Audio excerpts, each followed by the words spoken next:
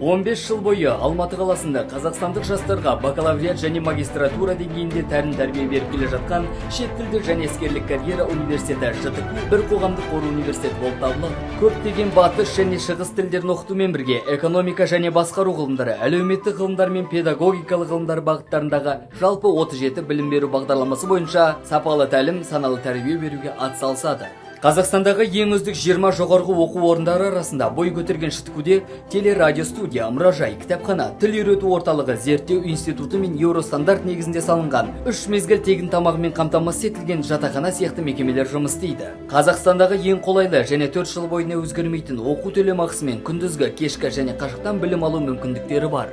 ЖТКУде осы оқу жылында 110 ректор гранты, мемлекеттік гранты мен 50%-ға дейінгі жеңілдіктер беріледі. Жылына орта есеппен 100-ден астам студент шет елдерде білім алады. Мүмкін келесі кезек сіздікі.